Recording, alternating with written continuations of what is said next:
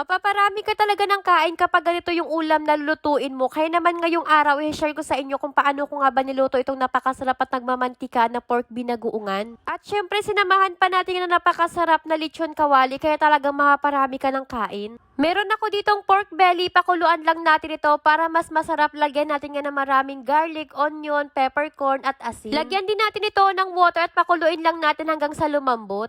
Habang hinihintay natin na lumambot, i-prepare na natin yung iba pa natin na kakailanganin. Katulad na lang nitong pork, slice lang natin ito ng maliliit katulad nito. Marami pa akong oras kaya naman lahat na ng kailanganin ko, i-prepare ko na katulad na lang nitong talong. In-slice ko lang ito ng paganyan. At syempre, kailangan din natin ng mga aromatic katulad na lang nitong onion. Dinamihan ko na para mas maging masarap at mas malasa. At syempre, kapag may onion, hindi mawala yung garlic. Kailangan din natin dito ng luya. Kaunti lang to, sakto lang na pampawala ng langsa ng pork. Binuksan ko na nga rin pala itong oil na binili ko, nilakihan ko na para hindi na ako panay bili. Marami pa akong oras, kaya naman binuksan ko na itong oil na binili ko, nilakihan ko na para hindi na ako panay bili. Kumuha lang ako ng kakailanganin ko ngayong araw, pagkatapos naglagay na rin ako dito sa pan. Dinamihan ko na kasi kailangan natin i-deep fry ang ating pork.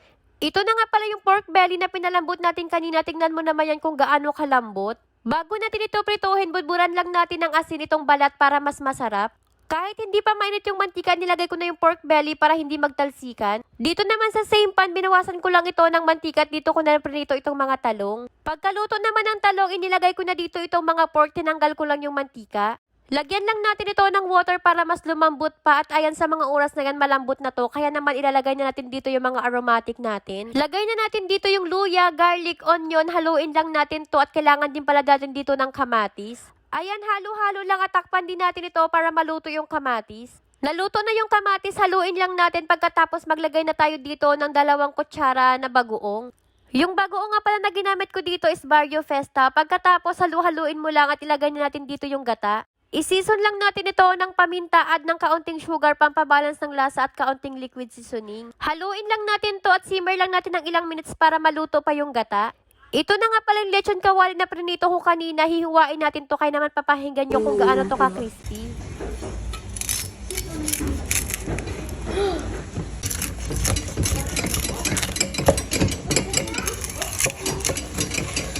Grabe, sobrang crispy talaga at sobrang juicy. Tingnan mo naman kung gaano ka-juicy itong lechon kawali natin. In-slice ko na nga rin pala ito ng saktong liit lang at balikan naman natin ngayon itong pork binagoongan natin.